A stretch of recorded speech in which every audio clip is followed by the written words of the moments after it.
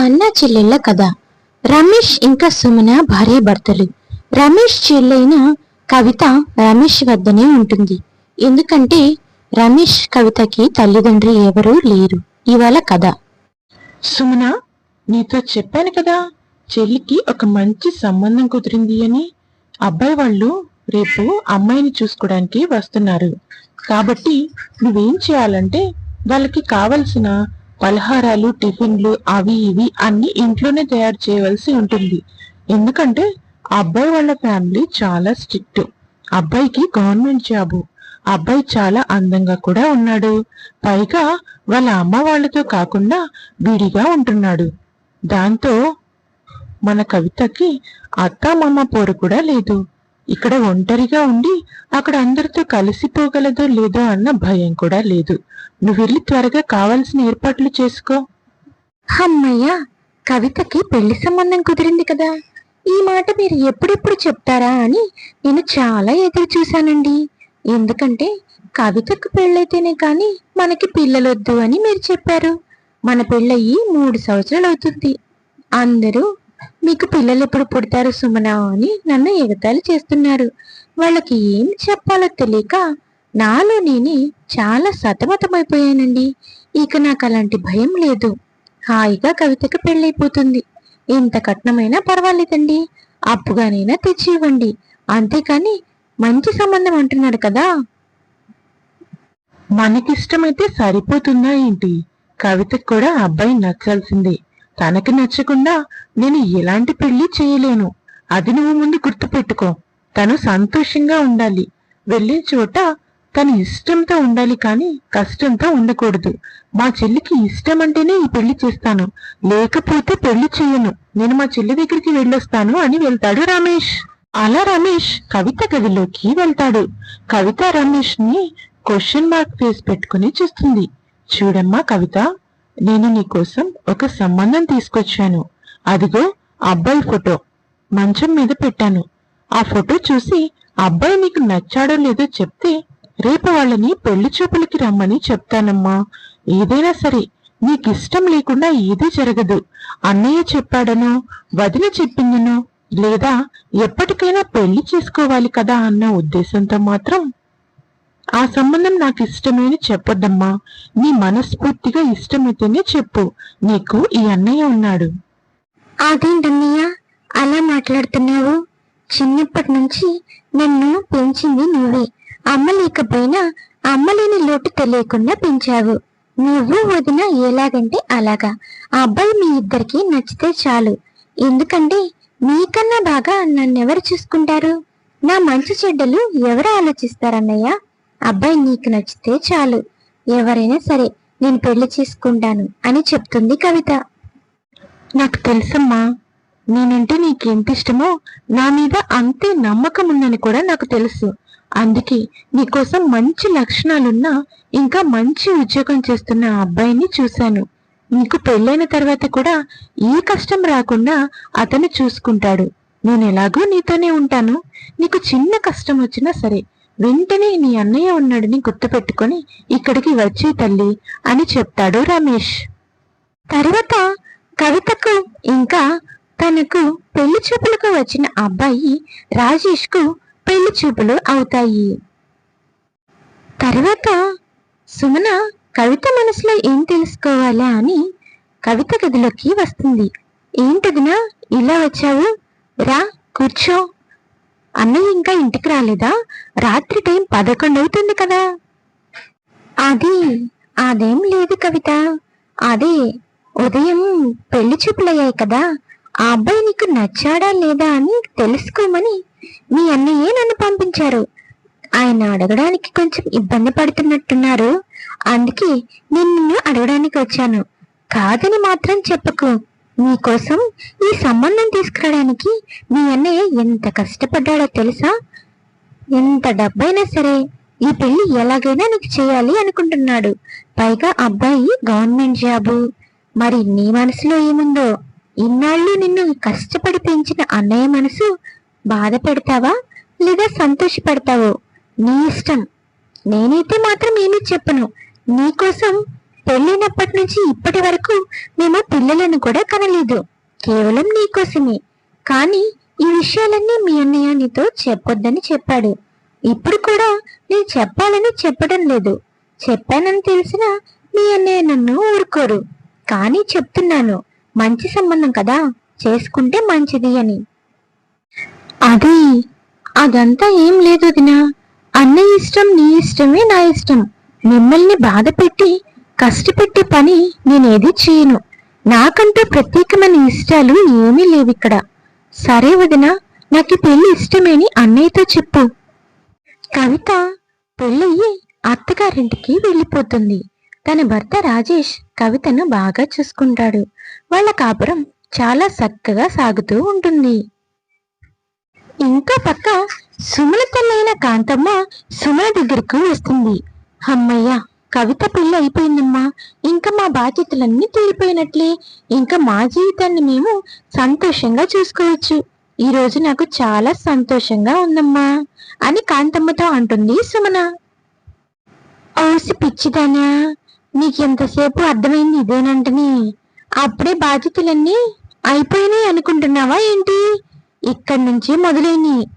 చెల్లెలకి చీరలని, సారెలని, నగలని, నట్రాలని, పురుళ్ళని, పుణ్యాలని. ఇక నుంచి మీకు అన్ని ఖర్చులే ఉంటాయి తింగరదానా. వీలైనంత వరకు మీ ఆడపడుచుని అసలు ఇంటి వైపే రానివ్వకు. వీలైతే దాని మొహం మీదే చెప్పేసి. అలా చేస్తేనే ఈ రోజుల్లో మన బ్రతుకులు మనం బతకగలం. అన్ని మనదే అని నెత్తన వేసుకుంటే ఏమీ చేయలేమమ్మా. ఆడపిల్లకి పెళ్లి కాకముందు కన్నా పెళ్ళైన తర్వాత ఎక్కువ ఖర్చులవుతాయి. నీ జీవితం కోసమే చెప్తున్నాను. నీ మంచితనం దేనికి పనిచేయదమ్మా. కొంచెం ఆలోచించి ఆచితూచి నిర్ణయాలు తీసుకోవే. నీ మొగుణ్ణి నీ చేతిలో పెట్టుకో అని చెప్తుంది కాంతమ్మ. అవునమ్మా, నువ్వు చెప్తుంటే నాకు ఇప్పుడిప్పుడే అనిపిస్తుంది ఇవన్నీ నిజమే కదా అని. మరిప్పుడు నేను ఏం చెయ్యాలి? సరే, నువ్వు చెప్పినట్లే కవితని ఇంటికి చాలా దూరంగా ఉంచుతాను. ఏమంటావు? నువ్వు నాకు మంచి చెప్పావమ్మా ఈరోజు. ఇన్నాళ్ళు అంతా నాదేని నెత్తిన వేసుకోకపోతే ఇక్కడి గొంగలి అక్కడే అన్నట్టు ఇక్కడే ఉన్నాము. వచ్చే రూపాయి మొత్తం చెల్లికే పెట్టేశాడు మా ఆయన. ఇక నుంచి నేను అలా జరగనివ్వను. వచ్చిన డబ్బంతా నా కోసం, నాకు పుట్టబోయే పిల్లల కోసమే వాడాలి అని తన మనసుని కఠినంగా మార్చుకుంటుంది సుమన, తల్లి చెప్పిన చెప్పుడు మాటలు విని. ఇంకో పక్క కవిత పుట్టింటికి వారానికి ఒక్కసారైనా వస్తూ పోతూ ఉండేది. అన్నయ్య కవితకు కావలసినవన్నీ కొనిస్తూ ఉండేవాడు. వెళ్ళేటప్పుడు కొంత డబ్బు చేతిలో పెట్టి కూడా పంపిస్తూ ఉండేవాడు. కవిత ఎంత వద్దు అని చెప్పినా అన్నయ్య మాత్రం తనకు కావలసిన వసతులన్నీ చేస్తూ ఉండేవాడు. తన అవసరాలకు మించి వస్తువులన్నీ కొనిస్తూ ఉండేవాడు. ఇదంతా సుమనకి అస్సలు నచ్చేదే కాదు. ఇంకో పక్క రాజేష్ కవితతో ఇదివరకున్నంత మంచిగా ఉండేవాడే కాదు. తనతో అసలు మాట్లాడేవాడే కాదు. ఇంటిలో భోజనం కూడా చేసేవాడు కాదు. కవితపై ఎప్పుడు అరుస్తూ తిడుతూ తనంటే ఇష్టం లేనట్టుగా ప్రవర్తిస్తూ ఉండేవాడు. కానీ కవిత ఇవన్నీ తన అన్నయ్యకు అస్సలు చెప్పేదే కాదు. ఎందుకంటే అన్నయ్య తన భర్తని మంచివాడు అనుకుంటున్నాడని, మళ్ళీ అన్నయ్య బాధపడతాడు అన్న ఒక కారణంతోనే. కవిత ఎంత బ్రతిమలాడినా సరే, ఆఖరికి కాళ్ళు పట్టుకుని బ్రతిమలాడినా సరే, రాజేష్ మాత్రం తన ప్రవర్తన అస్సలే మార్చుకోకపోయేవాడు. ఒకరోజు భర్త ప్రవర్తనపై అనుమానం వచ్చిన కవిత అసలు భర్త ఏం చేస్తున్నాడో తెలుసుకోవాలి అని అనుకుంటుంది. భర్తను ఫాలో అవుతూ వెళ్తుంది. ఒక పార్కులో బెంచ్ పై భర్త వేరే అమ్మాయితో చనువుగా ఉండడం చూసిన కవితకు గుండె బద్దలైపోతుంది. తను మాటలు పడిపోతాయి. తన కాళ్ళు చేతులు పని చేయకుండా పోతాయి. పైనుంచి కింది వరకు చెమటలతో తడిసిపోతుంది. తన శరీరం తనకసలు సహకరించకుండా పోతుంది. ఆ తర్వాత ఇంటికి వస్తుంది. ఇంటికి వచ్చిన తర్వాత భార్యాభర్తలిద్దరూ ఎడమొహం పెడమొహంగా ఉండేవాళ్ళు. రమేష్ ని ఏది అడిగినా సరే అస్సలు చెప్పేవాడే కాదు. ఇక రాజేష్ పరిస్థితిని చూసి విసుగు వచ్చిన కవిత ఎలాగైనా సరే ఒక నిర్ణయానికి రావాలి అని నిర్ణయం తీసుకుని ఉంటుంది. రాజేష్ ని నిలదీస్తుంది. ఏంటండి మీరు?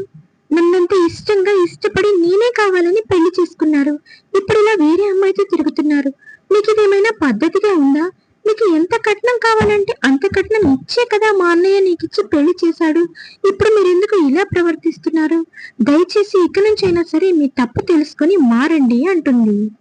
నీకు రాజేష్, చూడు, నేను మారను. నాకు ఆ అమ్మాయి అంటే ఇష్టం, నువ్వంటే అస్సలు ఇష్టం లేదు. నువ్వు పక్కా బల్లెటూరి బయతులా ఉన్నావు. నిన్ను తీసుకెళ్లి మా ఆఫీస్లో నా వైఫ్ అని పరిచయం చేస్తే నా పరువే పోతుంది. కాబట్టి మర్యాదగా ఇంట్లో ఉంటే ఉండు, లేకపోతే వెళ్ళిపో అంటాడు రాజేష్. అలా కొద్ది రోజులు ఒకరంటే ఒకరికి పడకుండా ఎడమొహం పెడమొహంగానే ఉంటారు. రోజు గొడవ బాగా తీవ్రమవుతుంది. రాజేష్ కవితని ఇంటి నుంచి బయటకు గెంటేస్తాడు.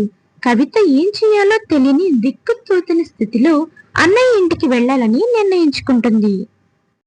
అయ్యో, నేను ఇలా పెట్టుకున్నా వచ్చేసాను. నా గురించి అన్నయ్య ఎంత బాధపడతాడో. సరే, నా ఇంట్లో జరిగిన గొడవని అప్పుడే నేను అన్నయ్యకు చెప్పను. 1-2 రోజులు మామూలుగా ఉండడానికి వచ్చినట్లు ఉండి తర్వాత అన్నయ్యకు విషయం చెప్తాను అని తనలో తానే అనుకుంటూ కాలింగ్ బెల్ కొట్టి బయటే నిలబడి ఉంటుంది కవిత. అప్పుడే అక్కడికి వదిన సుమనే వచ్చి కవితను చూసి ఇలా మాట్లాడుతుంది. ఏంటమ్మా కవిత, ఇలా పెట్టుకుండా వచ్చావు? పైగా ఒక్కదానివే వచ్చావు. ఏంటి, ఇంట్లో ఏమైనా గొడవ అయిందా ఏంటి? పెళ్ళయి నిండా 6 నెలలు కూడా కావడం లేదు, అప్పుడే గొడవలా? ఏమైందో చెప్పు. ఒక్కదానివి ఎందుకు వచ్చావు అని కవితను వదిన నిలదీసి మాట్లాడుతూ ఉంటుంది. ఆడపిల్లన్న తర్వాత భర్తతో సర్దుకొని పోవాలి కాని ఇలా చీటికి మాటికి గొడవలు పడకూడదమ్మా అంటూ ఉంటుంది. అదేం లేదు వదినా, నాకు అన్నయ్యని చూడాలనిపించింది. అన్నయ్య మీద దిగులుగా అనిపించింది. అందుకే అన్నయ్యను చూసి వెళ్దామని వచ్చాను, అంతే. నిన్ను చూస్తుంటే చూసి వెళ్ళడానికి వచ్చిన వాళ్ళకి ఉన్నట్టు నాకు అనిపించలేదులేమ్మా. ఇలా పెట్టకుండా చేతిలో ఏమీ లేకుండా ఇలా ఉన్నదానివి అలాగే వచ్చేస్తేను భర్తతో ఏమైనా గొడవ పడి ఇల్లు వదిలేసి వచ్చేవేమో అని అనిపించింది. అయినా మీ అన్నయ్యని చూడాలంటే ఒక ఫోన్ చేయొచ్చుకమ్మా. మేమింట్లో ఉన్నామో లేదో తెలుసుకొని అప్పుడు కదా రావాలి. పెళ్ళైన తర్వాత ఆడపిల్లకి అన్ని అత్తగారిల్లేనమ్మా. పుట్టింటికి రావాలన్నా కూడా వీళ్ళెక్కడ ఉన్నారో లేదో, వాళ్ళు ఏ పరిస్థితుల్లో ఉన్నారో అవన్నీ తెలుసుకోవాలి. ఇంకోసారి ఇలా చేయకమ్మా. ఇలా మాట్లాడుతూ ఉండగా అక్కడికి రమేష్ వస్తాడు. ఏంటి సుమనా, నా చెల్లొచ్చి ఎంతసేపు అవుతుంది? ఇంతసేపు నా చెల్లిని బయటే నిలబెట్టి మాట్లాడుతున్నావు, తనని ఇంట్లోకి రానివ్వవా ఏంటి? అబ్బే, అదేం లేదండి. చాలా రోజులవుతుంది కదా మీ చెల్లిని చూసి. ఇలా ఉన్నావు ఏంటి అని మంచి చెడ్డలు మాట్లాడుతున్నాను. ఈలోపు మీరే వచ్చేశారు. నాకు అన్ని విషయాలు తెలుసులే కాని బంటే నుంచో పెట్టి అన్నీ మాట్లాడాలా? ఇంట్లోకి తీసుకుని వెళ్ళి మంచి చెడ్లు మాట్లాడకూడదని ఎవరన్నా చెప్పారా? ఏమ్మా కవిత, బాగున్నావా? రామ్మ, లోపలికి వెళ్దాం. అన్నయ్య, నేను బానే ఉన్నానన్నయ్య. ఊరికి ఎలా నిన్ను చూడాలనిపించి వచ్చానన్నయ్య. 2 రోజులుండి వెళ్ళిపోదామని అని చాలా దీనంగా చెప్తుంది కవిత. ఇప్పుడు సుమన రమేష్ ముందు మంచిది అనిపించుకోవడానికి, అదేంటమ్మా, ఇది నీ ఇల్లు, 2 రోజులు ఉండెళ్తానని ఆయన్నెందుకు పర్మిషన్ అడుగుతున్నావు? ఇది నీ ఇల్లు, నువ్వు ఎప్పుడైనా రావచ్చు, ఎప్పుడైనా వెళ్ళొచ్చు. నీకు అభ్యంతరం ఏముందమ్మా? అలా ఎప్పుడు అనుకోకమ్మా కవిత అని ముభావంగా అంటుంది సుమన. ఇంకా చాలే కానీ మాట్లాడింది. ముందు నా చెల్లెని లోపలికి తీసుకుని వెళ్ళు. నేను తనకిష్టమైన చికెన్ తీసుకుని వస్తాను. నువ్వు దానికి చికెన్ బిర్యానీ చేసి పెట్టు. లోపలికి వెళ్ళి ముందు తినడానికి ఏమైనా పెట్టు అని సీరియస్ గా రమేష్ చెప్పి అక్కడి నుంచి వెళ్ళిపోతాడు. తర్వాత కాసేపటికి కవితకు బాగా ఆకలి వేస్తుంది. వంటగదిలో వదిన దగ్గరికి వెళ్ళి, వదినా, ఈరోజు టిఫిన్ ఏం చేశారు అని అడుగుతుంది చాలా ప్రేమగా. అప్పుడు సుమన, ఏం చేస్తావమ్మా, మీ ఆయన అంటే గవర్నమెంట్ జాబు, మీకు కావలసినంత డబ్బు వస్తుంది. మీ అన్నయ్య అలా కాదు కదా, మీ అన్నయ్యకి వచ్చిన దాంట్లోనే మేం సర్దుకోవాలి, నిన్ను చూసుకోవాలి. అందుకే ఇంట్లో టిఫిన్లు అవి వండుకోవడం మానేసామమ్మా. ఉదయాన్నే భోజనమే వండుతాము. ఈరోజు అది కూడా వండలేదు, ఎందుకంటే పక్కింట్లో ఫంక్షన్ ఉందని. అయినా మీ అన్నయ్య నీకోసం చికెన్ తీసుకురావడానికి వెళ్ళాడు కదా, కొద్దిసేపు ఆగమ్మా, బిర్యానీ వండి పెడతాను, తిందువు గాని. అయినా మా మధ్య తరగతి బతుకులంతా ఇంతే, ఉన్నదంతా ఆడపిల్లలకు పెట్టి మేమిలా పస్తులుండాల్సిందే అని ముఖానికి కొట్టినట్టు చెప్తుంది. అవునా వదినా, అంత ఇబ్బందిగా ఉంటుందా ఇంట్లో? అయినా నాకు ఆకలేసి టిఫిన్ అడగలేదు. టిఫిన్ ఏం చేశారు అని మామూలుగా అడిగానంతే అని తను ఆకలితో ఉన్నా సరే అక్కడి నుంచి ఆకలి చంపుకొని అక్కడి నుంచి బయలుదేరుతుంది కవిత. అప్పుడు సుమన ఇలా అంటుంది, అమ్మా, ఇంటికొచ్చిన ఆడబిడ్డకి నచ్చింది వండి పెట్టలేదన్న చెడ్డ పేరు మాకెందుకు? నీకేం కావాలో చెప్పమ్మా, కష్టమైనా పర్లేదు, నీకోసం నేను టిఫిన్ చేసి పెడతాను అని అడుగుతుంది సుమన. కానీ కవిత నాకేం వద్దని అక్కడి నుంచి రూమ్లోకి వెళ్ళిపోతుంది. రోజు సుమన తల్లి కాంతమ్మ కవిత దగ్గరికి వస్తుంది. ఏమ్మా కవిత, ఎలాగున్నావు? బాగున్నావా? ఏంటి 4 రోజుల నుంచి నువ్వు ఇక్కడే ఉంటున్నావంట కదా? ఏమ్మా, భర్తతో ఏమైనా గొడవ పడొచ్చావా ఏంటి? ఏంటో నా కూతురు జీవితం, ఎప్పుడూ దాని పని అంతా చాకిరి చేయడమే సరిపోతుంది. నువ్వు ఇలా పెళ్లి చేసుకుని వెళ్ళావులే, కొంచెం ప్రశాంతంగా ఉంటుంది అనుకున్నాను. ఇంతలో మళ్ళీ నువ్వు వచ్చావు. అయినా భర్తతో ఏం జరిగిందో కూడా ఇంట్లో చెప్పట్లేదంట కదా? అవన్నీ నాకెందుకులే గాని, నా బిడ్డ ఒక్కతే చాకిరి చేయలేకపోతుందమ్మా. ఇంటి పని నువ్వు కూడా కొంచెం చేస్తూ ఉండు. చూడండి అత్తయ్య, నా భర్తతో నాకు ఎలాంటి గొడవలు లేవు. నేను నా పుట్టింట్లో 4 రోజులు ఉండడానికి వచ్చాను అంతే. అయినా వదినకి అంత కష్టపడే పనులేమన్నా ఉంటే నేను తప్పకుండా సహాయం చేస్తాను అత్తయ్య. మీరు చెప్పారు కదా, వదిన నాతో అస్సలు పెళ్లి కాకముందు పనులే చేయించేది కాదు. అందుకే నేను ఇప్పుడు పనులు కూడా చేయడం లేదు. వదినకి కష్టంగా ఉందంటే నేను సహాయం చేయకుండా ఎందుకుంటాను? ఏమోనమ్మా, మీ మధ్య విషయాలని నాకు తెలియదు గాని నా బిడ్డ అసలే నోరు లేనిది. నోరు తెరిచి ఏది కూడా చెప్పదు. మీరు ఎలా ఉండండి, అలా ఉండండి, మీరు మా ఇంటికి రావద్దు రండి అని. మనమే అర్థం చేసుకుంటూ పోతూ ఉండాలి. ఎందుకంటే ఎవరి జీవితాలు వాళ్ళవైనప్పుడు ఎవరి బాధ్యతలు వాళ్ళకు ఉంటాయి కదా అని ఇండైరెక్ట్ గా కాంతమ్మ కవితను వెళ్ళిపోమని చెప్తుంది.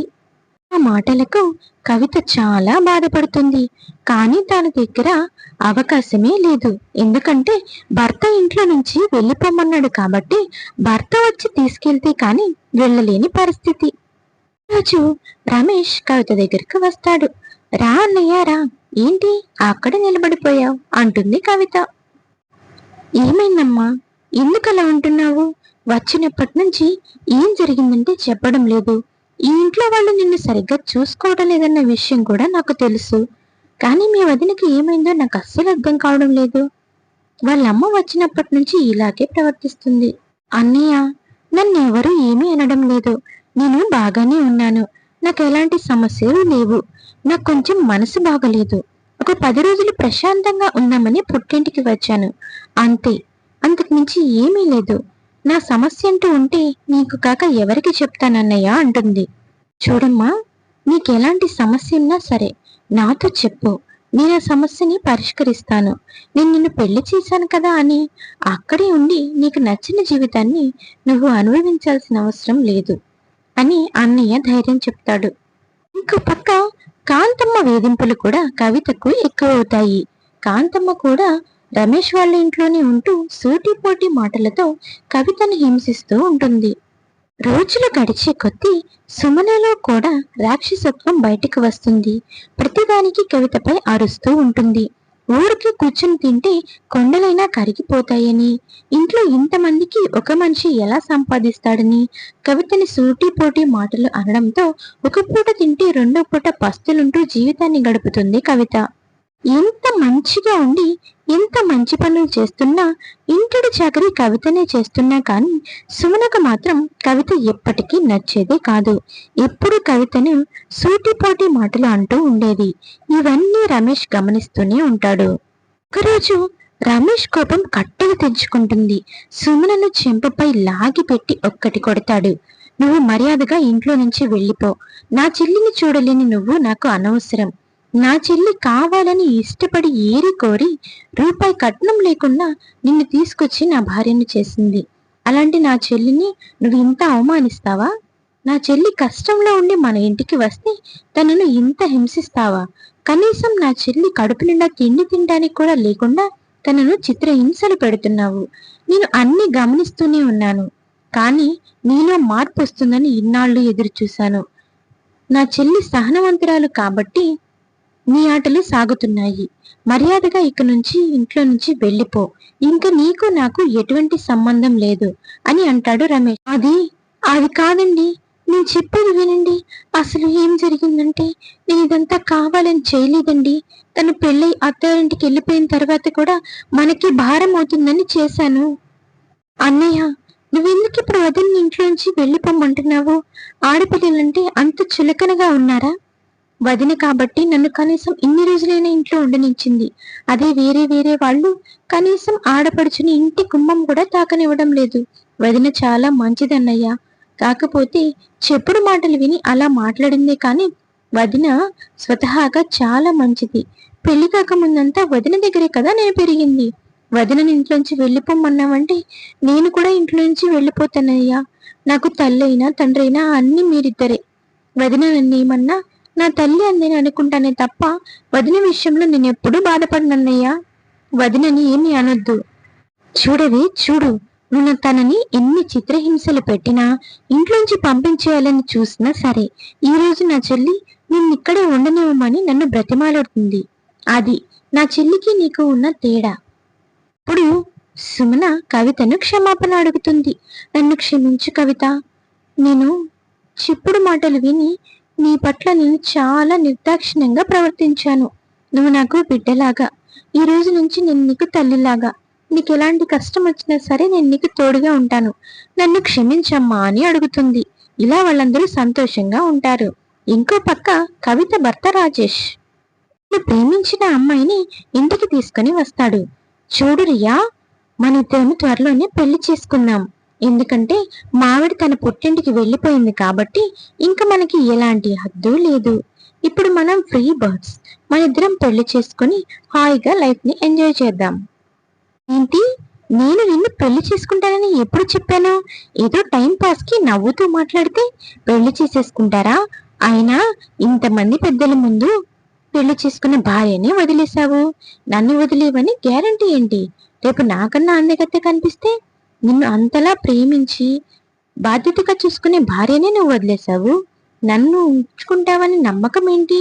జీవితాంతం నాకు తోడుగా ఉంటావని నమ్మకం ఏంటి? అందుకే నాకు నువ్వంటే ఇష్టం లేదు. నాకు మా ఇంట్లో వాళ్ళు మంచి సంబంధం చూశారు. నేను ఆ అబ్బాయిని పెళ్లి చేసుకుంటానని చెప్పి రియా అక్కడి నుంచి వెళ్ళిపోతుంది. ఒక్కసారిగా రాజేష్ కి జీవితం మొత్తం కనిపిస్తుంది. కవిత తనతో ఉన్న విధానం, కవితను తన బాధ పెట్టిన విధానం అన్ని గుర్తొచ్చి తన తప్పు తను తెలుసుకుంటాడు. ఎలాగైనా కవిత దగ్గరికి వెళ్ళి క్షమాపణ చెప్పాలని అనుకుంటాడు. కవిత దగ్గరికి వెళ్ళి, కవిత, నన్ను క్షమించు. నేను డబ్బుందన్న అహంకారంతో అందమే ముఖ్యమని నిన్ను చాలా బాధ పెట్టాను. వేరే అమ్మాయితో తిరుగుతూ నిన్ను నిర్లక్ష్యం చేశాను. నా జీవితంలో నేను చేసిన తప్పేంటో నేను తెలుసుకున్నాను. నాకు ఇంకొక అవకాశం ఇవ్వు అని కవితను బ్రతిమలాడతారు. ఏమండి, మీరు మీ తప్పు తెలుసుకొని నా దగ్గరికి వచ్చారు. నాకు అదే చాలు. ఇప్పుడు మనందరం సంతోషంగా ఉండొచ్చు.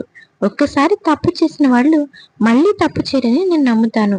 ఇప్పుడు ఎవరైనా సరే చెప్పుడు మాటలు వినడం వల్లే జీవితాలు నాశనమవుతున్నాయి. ఇది ఇవాల్టి కథ, చెల్లెలి కాపురం. అలా రాజేష్ ఇంకా కవిత సంతోషంగా ఉంటారు. రమేష్ ఇంకా సుమన కూడా చాలా సంతోషంగా ఉంటారు. ఈ కథ కనుక మీకు నచ్చినట్లయితే please like, share and subscribe చేసుకోండి. ఇంకా మరెన్నో స్టోరీస్ కోసం please subscribe to Telugu stories 7777.